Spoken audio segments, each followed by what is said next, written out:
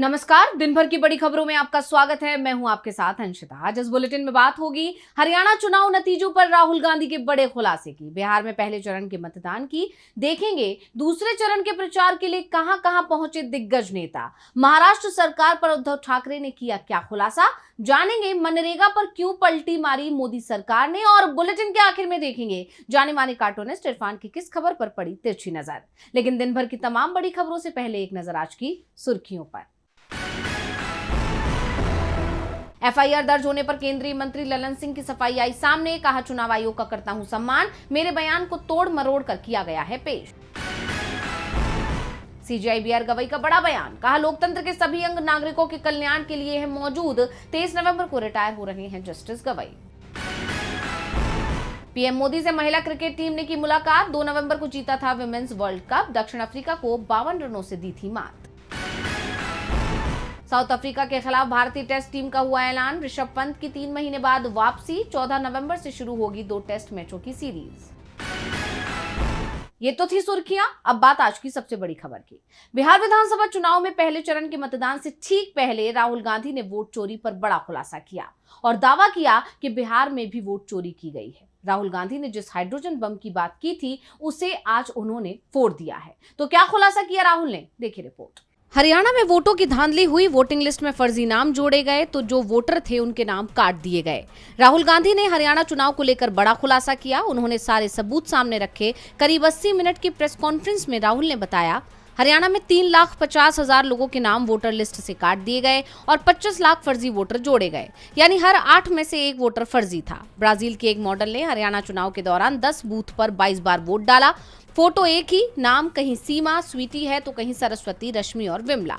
पलवल से जिला परिषद के वाइस चेयरमैन और भाजपा नेता के घर का नंबर 150 है और उनके घर पर 66 वोट दर्ज हैं। जब हम वहां गए तो कोई नहीं मिला। एक घर जहां 500 वोटर दर्ज हैं और हम उन्हें खोजने गए तो वहां भी कोई नहीं मिला। आयोग के पास ऐसा सॉफ्टवेयर है जिससे डुप्लीकेट वोटर की पहचान की जा सकती है, लेकिन उनका इस्तेमाल जानबूझकर नहीं किया गया। चुनाव आयोग का कहना है कि जिनके वोटर कार्ड पर हाउस नंबर 0 लिखा है वो बेघर लोग हैं। हमारी जांच में सामने आया इनमें से कई लोग अपने घरों में रह रहे हैं। हाउस नंबर 0 इसलिए लिखा है जिससे फर्जी वोट डालें और कोई पता नहीं कर सके। हरियाणा में डाक मतपत्र में कांग्रेस आगे थी। पहली बार ऐसा हुआ कि जो पार्टी हरियाणा में डाक मतपत्र में आगे हो और चुनाव नतीजों में हार जाए, ये हर किसी के लिए चौंकाने वाला था। हरियाणा में हर एग्जिट पोल बता रहा था कि चुनाव कांग्रेस जीत रही है, लेकिन 2 दिन पहले सीएम नायब सिंह सैनी हंस रहे थे। उन्होंने कहा कि हमारे पास सारी व्यवस्थाएं हैं। ये कौन सी व्यवस्थाएं थी? राहुल ने कहा कि मैं जो यहाँ कह रहा हूँ वो 100% सच है। एक पूरे राज्य के चुनाव को चुरा लिया गया, जो हरियाणा में किया गया वही बिहार में करने की कोशिश की जा रही है। बिहार में भी कई लोगों के नाम वोटर लिस्ट से हटा दिए गए। राहुल गांधी ने सवाल चुनाव आयोग से किए, ये भी कहा कि सुप्रीम कोर्ट देख रहा है, जेनजी भी देख रहे हैं कि उनका भविष्य संकट में है। लेकिन सबसे बड़ी बात तो ये है कि राहुल के आरोपों पर ज्ञानेश कुमार तो चुप्पी साध गए। जवाब बीजेपी की तरफ से आया। बीजेपी नेता किरण रिजिजू ने राहुल के आरोपों को फर्जी करार दे दिया, लेकिन जो सबूत राहुल ने सामने रखे उसका जवाब नहीं दे पाए।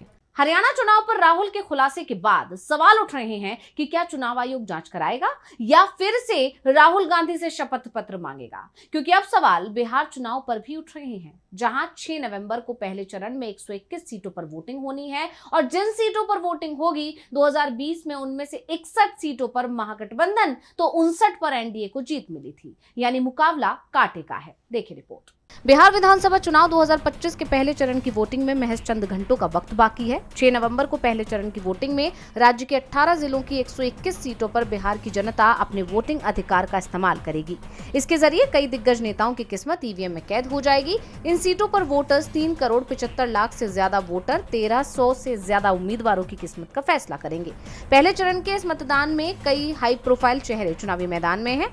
दोनों उप मुख्यमंत्री सम्राट चौधरी और विजय कुमार सिन्हा का नाम शामिल है। इनके अलावा विजय कुमार चौधरी, श्रवण कुमार, मंगल पांडे, नितिन नवीन समेत 16 मंत्रियों की किस्मत भी तय होगी। महागठबंधन की तरफ से मुख्यमंत्री पद के उम्मीदवार तेजस्वी यादव, उनके भाई तेज प्रताप यादव और अवध बिहारी चौधरी जैसे बड़े नेताओं की प्रतिष्ठा दांव पर लगी है। पहले चरण के लिए प्रमुख प्रमुख पार्टियों के उम्मीदवारों की संख्या इस प्रकार है। एनडीए में 120, जिसमें से जेडीयू 57 सीटों पर, बीजेपी 48 सीटों पर, एलजेपी 13 और आरएलएम के पास 2 सीटें हैं। इसी तरह महागठबंधन की बात करें तो 117 कुल सीटों में से आरजेडी 71 सीटों पर, कांग्रेस 24 सीटों पर, सीपीआई 14 सीटों पर, सीपीआई-एम 5 सीटों पर और सीपीआई-एमएल 3 सीटों पर। वहीं जनसुराज प्रशांत किशोर की पार्टी 118 सीटों पर चुनावी मैदान में है। पहले चरण की 121 सीटों पर मतदान 3 अलग अलग समय तक होगा। 7 बजे से शुरू होकर ये अलग अलग सीटों पर कहीं 4 बजे तो कहीं 5 बजे, बाकी जगह 6 बजे खत्म होगा। निष्पक्ष और पारदर्शी मतदान सुनिश्चित करने के लिए चुनाव आयोग ने व्यापक सुरक्षा इंतजाम किए हैं और सभी बूथों पर सुरक्षा बल तैनात कर दिए हैं।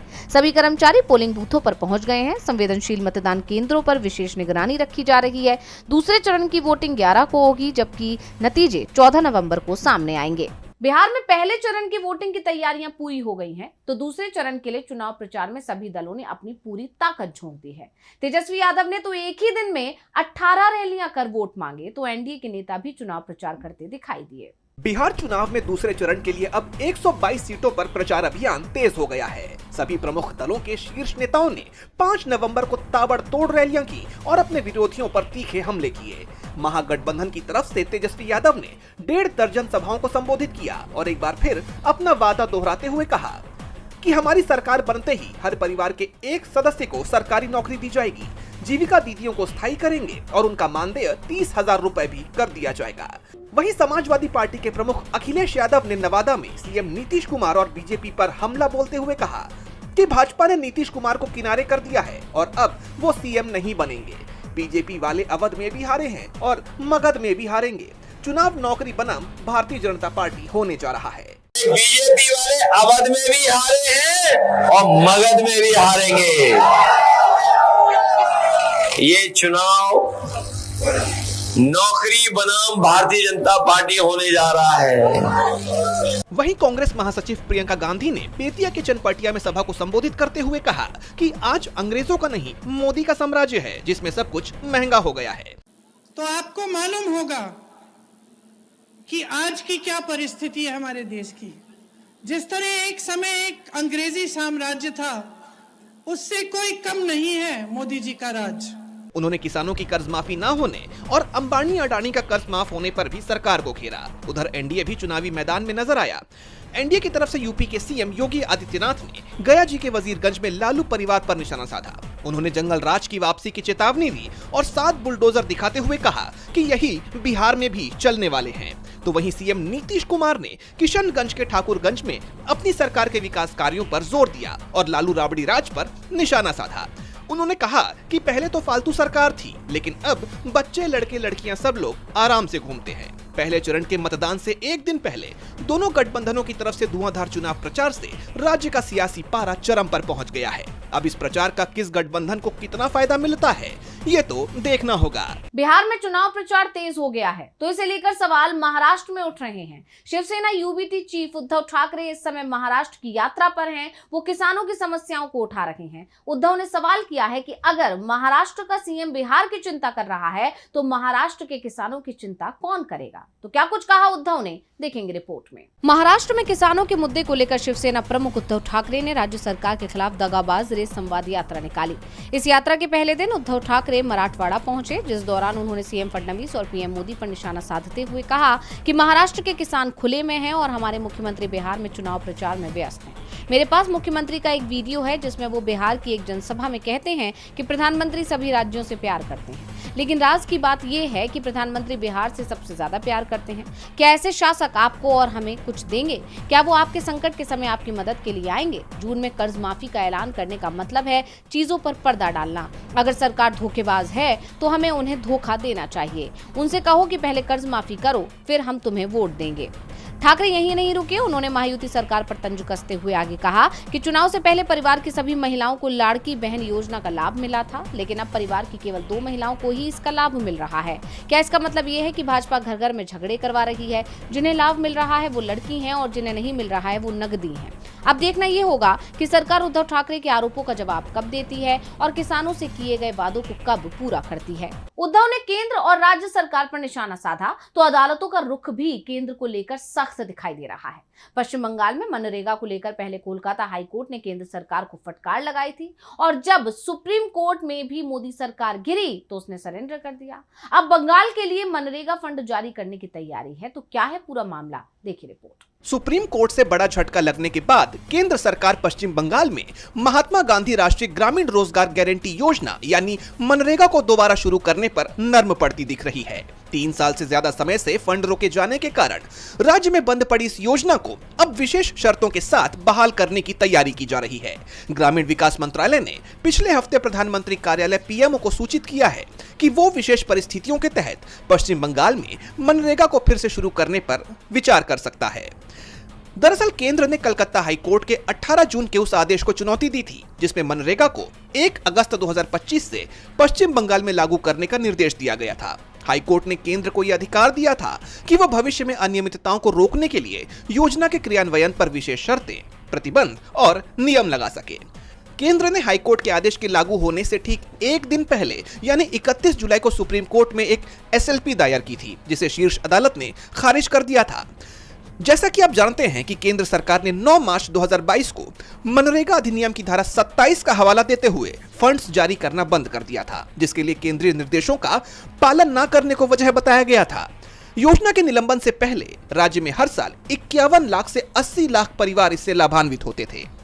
अब सुप्रीम कोर्ट के इस फैसले को सत्तारूढ़ तृणमूल कांग्रेस के लिए एक बड़ी जीत के तौर पर देखा जा रहा है, जो लगातार फंड बहाली की मांग कर रही थी। सुप्रीम कोर्ट से झटका लगने के बाद अब सरकार का रुख नर्म पड़ गया है, जिससे अब राज्य में उसको यह योजना बहाल करनी पड़ रही है। 3 साल बाद पश्चिम बंगाल के लिए मनरेगा का फंड जारी होगा। इसे लेकर केंद्र और राज्य सरकार के बीच लंबे समय से तकरार चली आ रही है, तो राज्य की पुलिस और BSF के बीच भी तकरार चल रही है और ये तकरार झड़प में बदल गई। तो क्या है पूरा मामला, देखेंगे ये रिपोर्ट। पश्चिम बंगाल में पुलिस और BSF जवानों के बीच झड़प की घटना सामने आई। मामला कफ सिरप की तस्करी से जुड़ा हुआ है। भारी खेफ में कफ सिरप की तस्करी कर रहे तस्करों को पकड़ने के लिए BSF के जवान और बंगाल पुलिस आपस में भिड़ गए। बात इतनी बढ़ गई कि इस घटना में एक पुलिस अधिकारी समेत कई लोग घायल हो गए। दरअसल करीमपुर क्षेत्र से एक गाड़ी में लगभग 11 पेटी कफ सिरप की तस्करी करके चापड़ा की ओर ले जाया जा रहा था। इसकी सूचना मिलते ही पुलिस मौके पर पहुंची, लेकिन पुलिस की मौजूदगी का अंदाजा लगते ही तस्कर गाड़ी छोड़कर फरार हो गए और कफ सिरप की पेटियां मौके पर ही छोड़ दी। पुलिस ने जब्ती की कार्रवाई शुरू की। तभी सीमा नगर BSF कैंप से कुछ जवान मौके पर पहुंचे और पुलिस को रोककर सिरप की खेप को अपने कब्जे में लेने की कोशिश की। BSF जवानों की तरफ से ये दलील दी गई कि सीमा नगर उनका अधिकार क्षेत्र है, लिहाजा इस तस्करी की कार्रवाई करने का अधिकार उन्हें है। वहीं पुलिस ने तर्क दिया कि सूचना उनके पास थी और कार्रवाई स्थानीय थाने की जिम्मेदारी है। दोनों के बीच इस बहस ने झड़प का रूप ले लिया, जिसमें 3 लोग घायल हो गए। जैसा कि आप जानते हैं कि पश्चिम बंगाल में BSF के हस्तक्षेप और उनके अधिकार में बढ़ोतरी के चलते दोनों के बीच पहले ही मतभेद देखने को मिल रहा है। वहीं अब इस मुद्दे पर दोनों के बीच मतभेद की खाई और गहरी हो गई है। साथ ही BSF पर सवाल भी उठ रहे हैं कि अपने अधिकार क्षेत्र का दावा करने वाले BSF के जवानों को इस तस्करी की सूचना कैसे नहीं मिली। बंगाल में पुलिस और BSF आमने सामने आने से कई सवाल खड़े हो गए हैं, तो सवाल अब डोनाल्ड ट्रंप के सामने भी खड़े हो गए हैं। अमेरिका के राष्ट्रपति डोनाल्ड ट्रंप की रिपब्लिकन पार्टी को चुनावों में बड़ा झटका लगा। चुनाव में उनके दल को करारी हार मिली है और यहां तक कि न्यूयॉर्क के मेयर चुनाव को लेकर जहां ट्रंप ने पूरी ताकत झोंक दी थी, वहां भी डेमोक्रेट उम्मीदवार जोहरान ममदानी चुनाव जीत गए हैं। देखिए रिपोर्ट। न्यूयॉर्क के मेयर चुनाव में जीत हासिल कर भारतवंशी जोहरान ममदानी ने इतिहास रच दिया। ममदानी की ये जीत इसलिए भी अहम मानी जा रही है क्योंकि उन्होंने अपने विरोधियों के साथ साथ अमेरिकी राष्ट्रपति डोनाल्ड ट्रंप को भी झटका दे दिया, जिन्होंने उनको हराने के लिए अपनी पूरी ताकत झोंक दी थी। जोहरान ममदानी ने न्यूयॉर्क सिटी के मेयर चुनाव में अपने प्रतिद्वंदियों को हराकर ऐतिहासिक जीत हासिल की। ममदानी को 9,48,202 वोट्स मिले। ये कुल वोटों का लगभग 50.6% है। ये चुनाव इसलिए भी खास रहा क्योंकि इसमें 1969 के बाद पहली बार 20 लाख से ज्यादा वोटरों ने हिस्सा लिया। ममदानी ने अपनी ऐतिहासिक जीत के बाद अपनी विनिंग स्पीच की शुरुआत भारत के पहले प्रधानमंत्री जवाहरलाल नेहरू के प्रसिद्ध भाषण ट्रिस्ट विद डेस्टिनी की पंक्तियों को दोहराते हुए की। अपने समर्थकों के सामने ममदानी ने कहा कि इतिहास में ऐसा क्षण बहुत कम आता है जब हम पुराने से नए की ओर कदम बढ़ाते हैं, जब एक युग का अंत होता है और जब लंबे समय से दमित राष्ट्र की आत्मा को अभिव्यक्ति मिलती है। आज न्यूयॉर्क ने ठीक यही किया है। Standing before you I think of the words of Jawaharlal Nehru. A moment comes but rarely in history when we step out from the old to the new, when an age ends and when the soul of a nation long suppressed finds utterance. Tonight we have stepped out from the old into the new. So let us speak now with clarity and conviction that cannot be misunderstood about what this new age will deliver and for whom. This will be an age where New Yorkers expect from their leaders a bold vision of what we will achieve, rather than a list of excuses for what we are too timid to attempt. Central to that vision will be the most ambitious agenda to tackle the cost of living crisis that this city has seen since the days of Figueroa LaGuardia. Mamdani New York के पहले मुस्लिम mayor बने हैं और उनके इस भाषण ने दुनिया भर का ध्यान इनकी तरफ खींचा है। कांग्रेस पार्टी ने ममदानी के वीडियो को शेयर करते हुए बीजेपी और आरएसएस पर निशाना साधा। पार्टी प्रवक्ता सुप्रिया सुनेत ने लिखा कि ये उन लोगों के लिए जवाब है जो लगातार आधुनिक भारत के निर्माता नेहरू को बदनाम करने की कोशिश करते हैं। नेहरू की विरासत समंदर और पीढ़ियों तक गूंजती रहेगी। श्रीमान मोदी। जानकारों का मानना है कि यह घटना दिखाती है कि जहां एक तरफ भारत में बीजेपी और आरएसएस लगातार नेहरू को निशाना बनाते रहते हैं, तो वहीं वैश्विक स्तर के नेता आज भी नेहरू को याद करते हुए अपने भाषणों में उनका जिक्र कर रहे हैं। और बुलेटिन के आखिर में देखेंगे जानी मानी कार्टूनिस्ट इरफान की किस खबर पर पड़ी तिरछी नजर।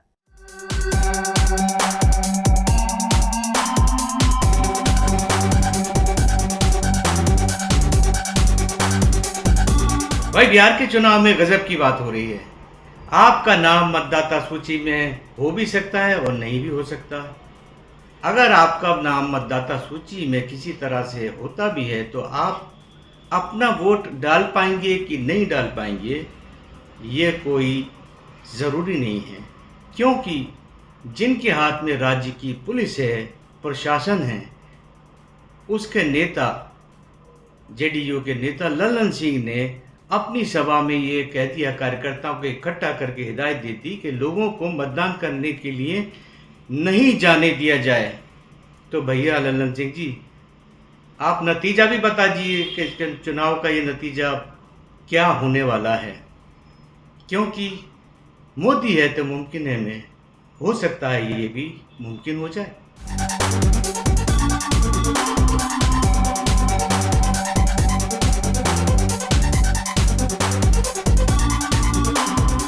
बहुत बहुत शुक्रिया इरफान जी। तो आज इस बुलेटिन में इतना ही। आप देखते रहिए डीवी लाइव और मुझे दीजिए इजाजत। नमस्कार।